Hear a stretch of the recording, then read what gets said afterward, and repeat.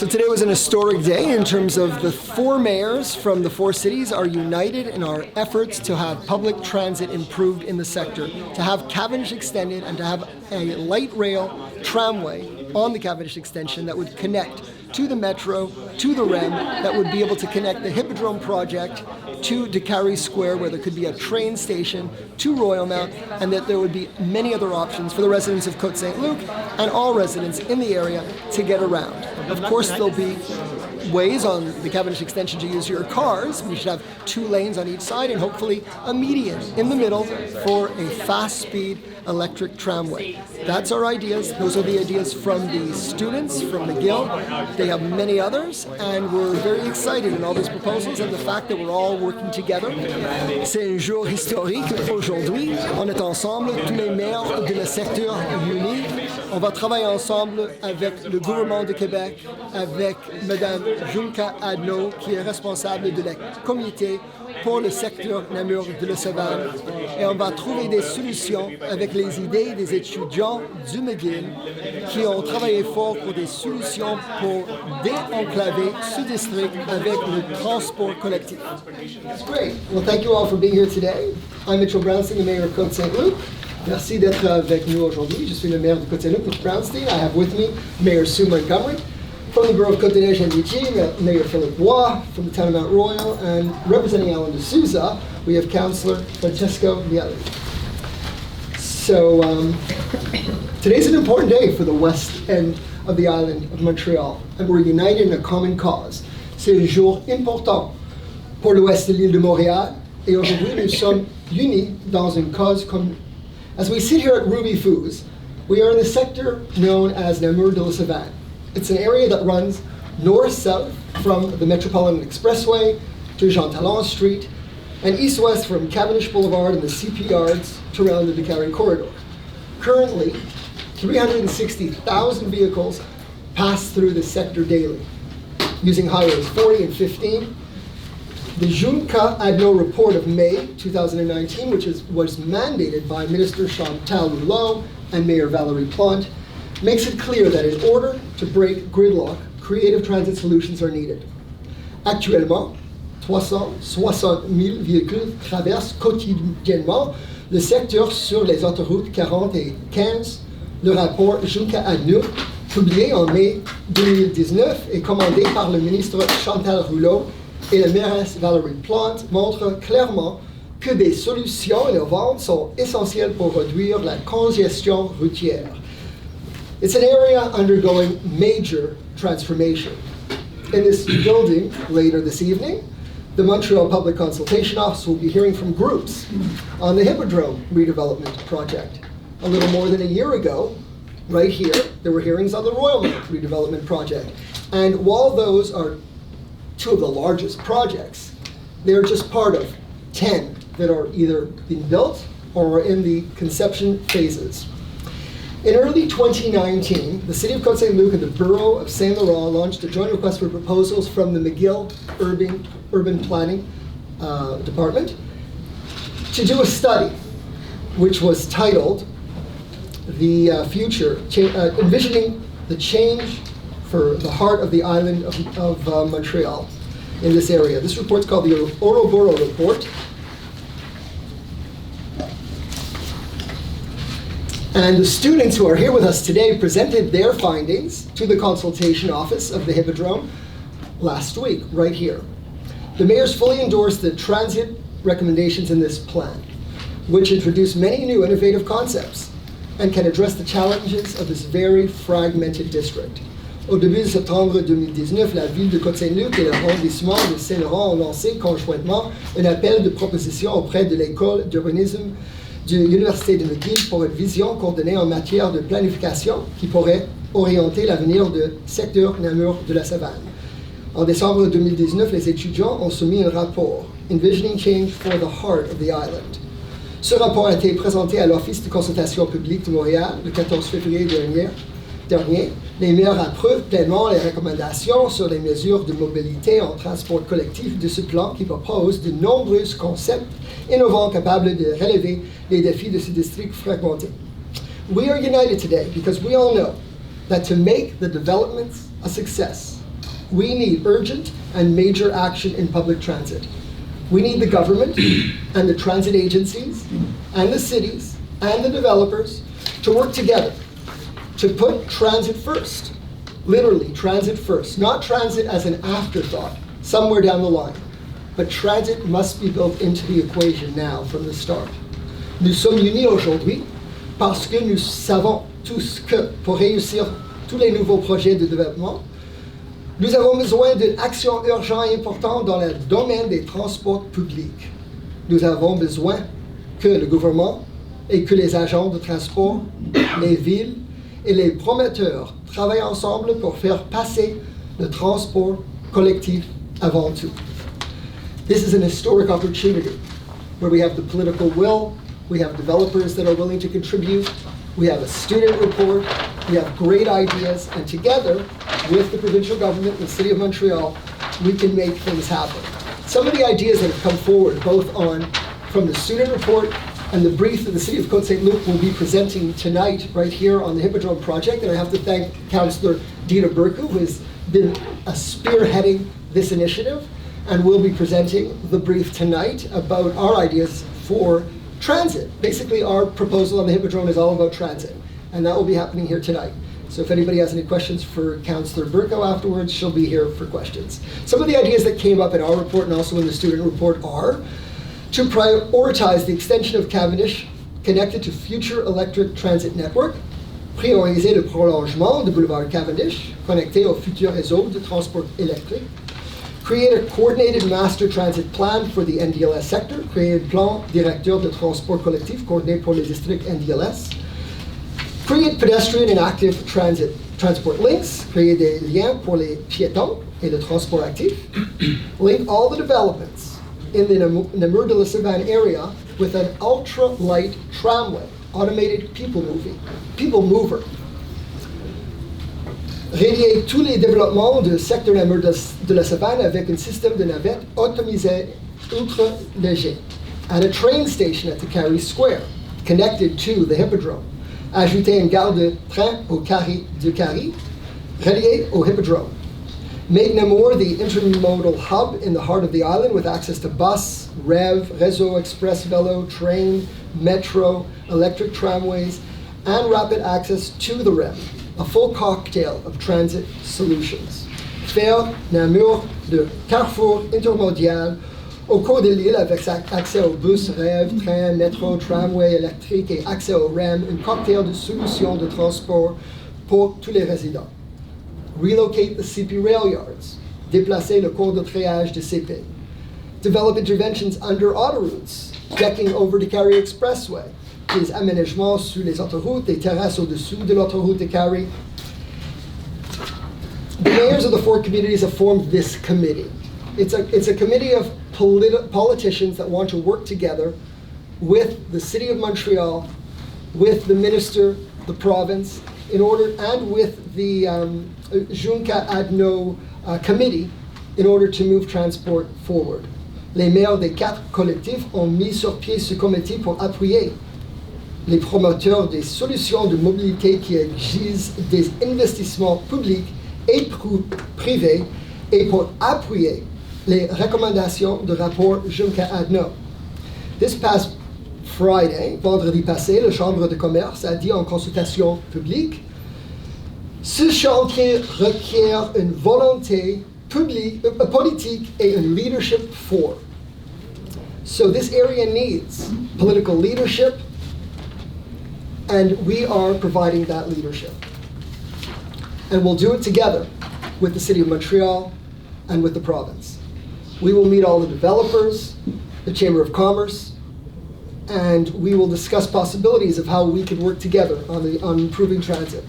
We'll continue this important dialogue with that the Royal Mount and the Hippodrome consultation started in order to create excellent transit throughout the region. We advise the Minister of the Métropole, Madame Rouleau, and Madame Junca Adno, the President of the Groupe de Travail de la Savane, of our intentions to do this, and they were both very supportive. And the mayors will be sending a letter signed by the four of us stating our clear intention to create this committee and to work with them in order to find solutions for the area. Alors, je vais dire quelque chose en français, puis après en anglais, OK? Depuis les décennies, les gens de notre quartier se sont mobilisés pour le site, le hippodrome. Nous rêvons d'un quartier complet avec tous les services nécessaires pour une bonne qualité de vie. Nous rêvons d'un quartier vert et inclusif qui sera abordable pour tout le monde. Ce rêve ne sera pas possible sans un réseau de transport en commun structurant. Si nous demandons aux gens d'abandonner leur voiture dans le nouveau quartier de l'hippodrome, ils ont besoin de moyens pour se déplacer. Aujourd'hui, je suis unie avec mes collègues maires pour demander à la Ville de Montréal, le gouvernement du Québec et les promoteurs offrent des solutions de transport en commun pour désenclaver le secteur Namur de la Savane. For decades, residents of our borough have dreamed of a new neighborhood at the Bluebonnet site. We dreamed of a complete neighborhood with all the services necessary for great quality of life. We dream of a green and inclusive neighborhood that is affordable to all. This dream would not be possible without an effective public transit network. So if we are going to ask people to abandon their cars at the new Bluebonnet site, people obviously need ways to get around. So today I stand united with my colleagues to demand that the City of Montreal, the Government of Quebec, and promoters who stand to benefit from development offer public transit solutions to connect Namur de la Savane sector. Thank you. Alors bonjour, je vais être également très bref, mais disponible évidemment pour les questions après. Je veux d'abord saluer l'initiative organisée par Côte Saint-Luc et par mon collègue Mitch Bromstein. Une initiative très importante. Vous savez que le secteur Namur de la Savane est un secteur qui touche à 4 entités différentes, soit Saint-Laurent, Côte Saint-Luc, Côte-des-Neiges et Mont-Royal. Alors c'est un endroit assez particulier d'avoir tous ces changements à un seul endroit avec tant de juridictions. Alors de créer ce comité-là, il me semble, m'apparaît la bonne chose à faire. Et ça lance le signal à quel point il faut tous travailler ensemble. Les quatre communautés, la Ville-Centre de Montréal, le ministère des Transports, le gouvernement du Québec, on doit tous réussir à s'asseoir ensemble et à travailler. On en a fait déjà un bon bout de chemin avec le rapport Jonca-Deneau. Et là, maintenant, grâce à l'initiative du maire Bromstein, on peut aller plus loin et pousser encore plus le travail. On parle toujours que ce secteur-là, on croit que tout a commencé avec l'arrivée du Royal-Mount. Et pourtant, outre le Royal-Mount, c'est un secteur à tous les niveaux, autant côté Saint-Laurent, autant côté Côte-des-Neiges, autant à Côte Saint-Luc, chez nos amis de Côte Saint-Luc, ou ici, chez nous, à Mont-Royal. Il y a des changements incroyables qui sont en train de se faire.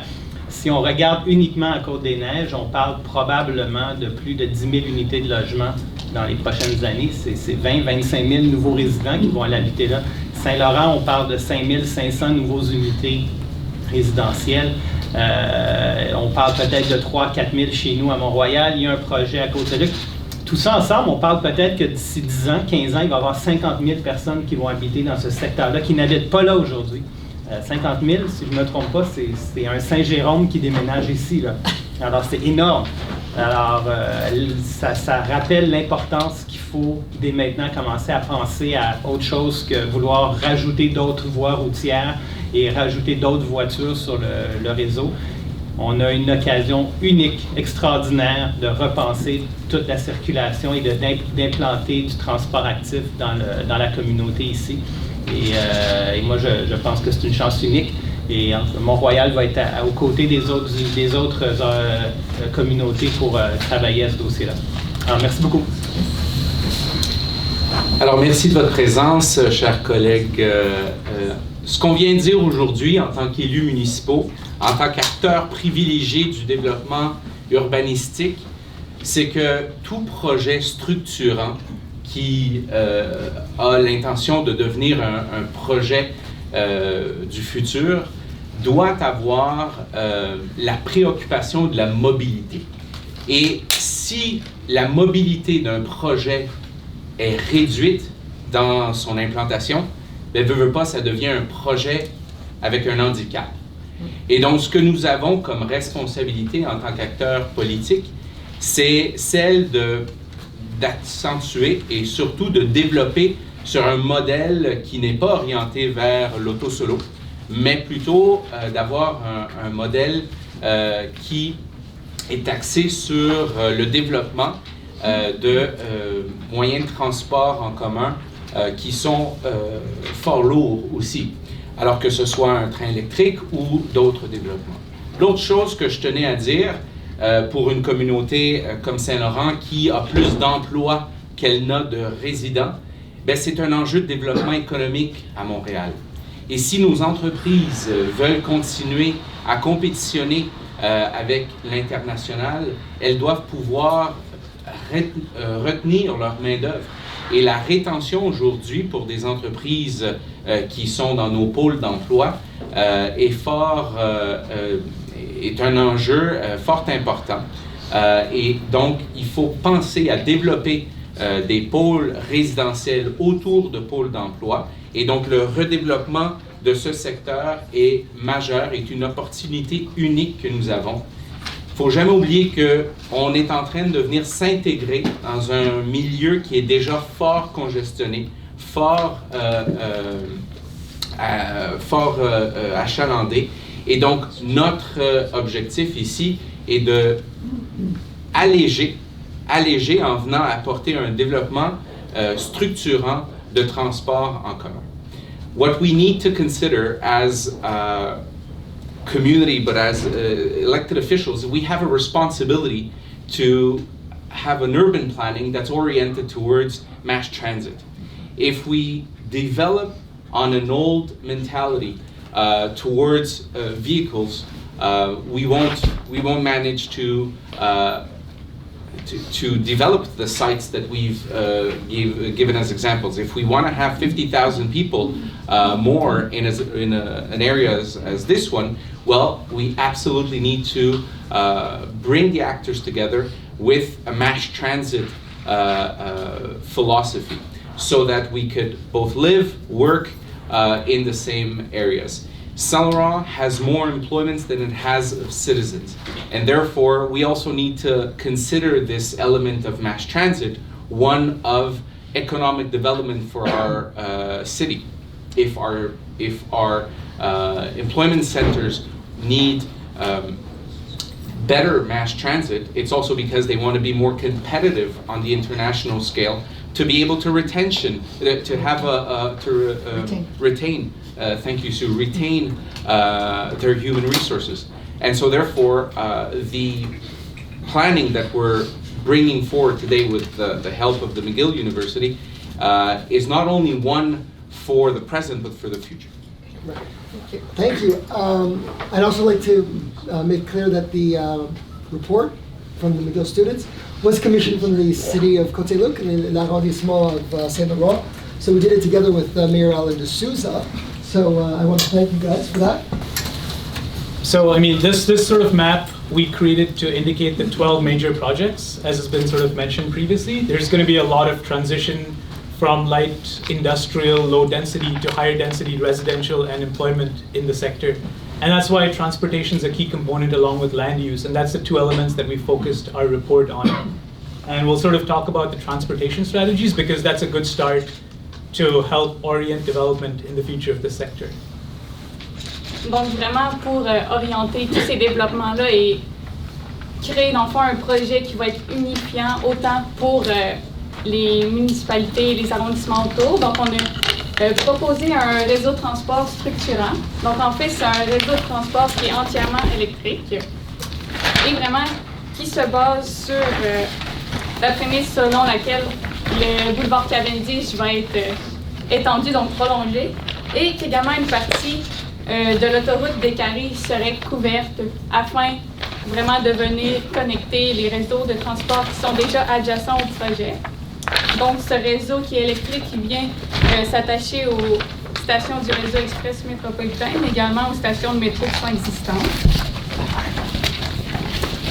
Donc vraiment, comme je l'ai mentionné, les axes principaux sont Cavendish, Côte-des-Neiges, Devonshire et même Jean-Talon Ouest. Mais en plus de se rattacher aux modes de transport qui sont existants, donc on pense qu'il faut vraiment miser sur l'innovation. Donc il y a 2 projets dont j'aimerais vous parler. Donc en fait, c'est 2 projets qui viennent rendre les tramways ainsi que les trains très légers beaucoup plus abordables.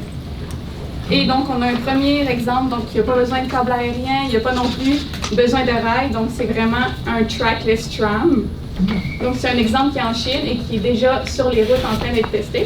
On a aussi un exemple qui est en train d'être développé en Grande-Bretagne. Puis, celui-là est un train super léger qui a des rails également légers, donc pas besoin de relocaliser les utilités sous le sol. Donc, ce qui réduit d'énormément les coûts. Donc, on parle d'environ 12 à 20% du coût d'un tramway ordinaire. Donc, on pense que c'est vraiment un projet qui doit être innovant, en fait, pour le futur du secteur. Et on est très excités de voir que le rêve qu'on avait dans ce projet-là est continué par les arrondissements et municipalités incluses. That was a good summary. I'll try. So our transportation plan really emphasizes and focuses on an electric tramway. And we know we want to try and reduce the auto dependence because the sector is currently oversaturated at capacity. And the future developments definitely need a more alternative solution for transportation. And we focus on the tramway for a couple of different reasons. One is to actually give the sector a new identity. A tramway is sort of a better alternative. It looks more appealing to certain demographics as well than buses. And it's also significantly cost effective compared to metros, which are long and take a lot more money. Also, the route that we've sort of outlined is a preliminary plan that we think is a good one, but it's really the key components that they focus on is really connecting people to employment sectors and the residential neighborhoods within the sector, but also to other parts of the city. So part of the disenclavement strategy that we're proposing is connecting to the Saint-Laurent economic pole, as well as further to the east along to the Crémazie station, and also along the future REM stations and the Orange Line. So we're also looking at this as a long-term strategy that can integrate an intermodal hub, as was mentioned earlier as well, for other transportation solutions. And current technologies, it's an exciting time to be in because the future of tramways is actually trackless and all electric. And these technologies are being developed at significantly cheaper costs, with very light rail in Coventry currently being developed as one of the research projects. And this one is about 30% cheaper than the existing technologies that cost, because the rails are significantly lighter and there's no overhead catenary wires, so they can be rerouted as well. The other technology is also being tested in China that's basically guided by cameras and radar technology, just as sort of self-driving cars are developing. The similar technologies are being used there. So these technologies would make it significantly cheaper and possible to develop these technologies. And Quebec can be sort of a leader in this. This could be a great demonstration project for the province and the country to develop more of these technologies. Okay. All right. Questions? So we will take questions from anyone you wish, and of course we'll have a scrum afterwards, but if there are certain questions that anybody wants to have from anyone, feel free. Marc Véraud, Radio-Canada. Est-ce que vous avez fait une évaluation des coûts, de comment ça va coûter, qui va financer? Oui, pour maintenant, les étudiants ont fait juste des estimés, mais ce doit être des agences de transport qui vont faire des évaluations exactes. Et pour les questions de qui va se payer, ça va être certainement les développeurs ensemble avec la Provence et la ville de Montréal, tout le monde ensemble, et le gouvernement fédéral aussi, j'espère. Mais ça, c'est comment ça marche. C'est tout le monde. On est ici aussi pour avoir le leadership politique, pour réunir tout le monde. Donc, l'échéancier, ce serait quoi dans le meilleur des mondes, là, pour tout ça se construise? On ne sait pas. C'est pas. Demain. Demain pour le sou, oui. Okay. Avant. Ouais, hier. Avant. Ouais. Any other questions? Guillaume Pelletier, 24 heures. Pour la technologie, là, la nouvelle technologie qui est en développement en Chine et en Europe, on connaît les hivers montréalais. Est-ce que vous savez si la technologie pourrait être bonne aussi pour l'hiver? Parce que on a vu à Ottawa les problèmes qu'ils ont avec leur train léger. Donc, cette technologie-là au Québec. Oui, donc Donc, en Grande-Bretagne, à Coventry, déjà, c'est un climat qui est plus semblable au nôtre. Donc, évidemment, c'est un projet qui est en train d'être implémenté. Donc, on ne sait pas encore exactement à quel point ça va être adapté à l'hiver québécois, mais je pense qu'il y a déjà un gros travail qui est en train de se faire, à la fois pour ne pas répéter ce qui s'est passé à Ottawa. Et justement, je pense que c'est des situations qu'on doit apprendre d'eux. Et ils vont probablement trouver une solution de laquelle on va pouvoir profiter. Donc, c'est vraiment une vision future pour le secteur. Et pour revenir au coût, vous aviez un estimé d'environ combien là, pour ce projet-là? Oui. Je crois que c'était dans les... It's by kilometer. Yeah. You did some estimates. Yeah. Do you remember? The per kilometer Yeah, cost? per kilometer. So it's approximately 20 million a kilometer. Our preliminary numbers that we've sort of benchmarking against what's going on in the world and the technology is roughly 600 million for our design. Roughly, again, these are sort of preliminary estimates, but they have to be refined with the STM or the transportation agencies. Je rappellerai que, si vous permettez, qu'en 2018, on évaluait que le coût de la congestion pour la région métropolitaine était 4,2 milliards de dollars annuels. La congestion coûte, le désinvestissement coûte encore plus cher. C'est moins cher que les autres sources de transport comme le métro, c'est très cher, le REM, c'est beaucoup plus cher. C'est quelque chose de moins cher. Mayor Watt, can you just explain again, unless you've already explained it, what are the benefits that TMR will get from this? Well, it's not only TMR, it's everybody. Yes. As you know, you just have to get out of this hotel and see what's going on. I took public transit though. Of course. That's good. So everybody's going to benefit from it. Obviously, it's not just people of TMR. We all want to work all together so that we can find solution, because we really need to address the situation. What's good for the Hippodrome is good for Royal Mount, it's good for Décarie Square, it's good Triangle. and it's good for existing problems that we have. Right now in Côte Saint-Luc, our residents want to be able to get out. So these ideas are fantastic. Does the presence of Saint-Laurent, Côte Saint-Luc, and Côte-des-Neiges here remove your opposition to the Today we're not talking about any of the projects, we're only here to talk This has about... to do with the traffic that Royal Mount will bring in anyway, Yeah, so right, your right. solutions would have to affect that. Well, these solutions would benefit the situation for all projects. It would obviously have people in Royal Mount as well use less cars. If we can have tramways and all these different ideas come forward, it's going to be a win for everyone.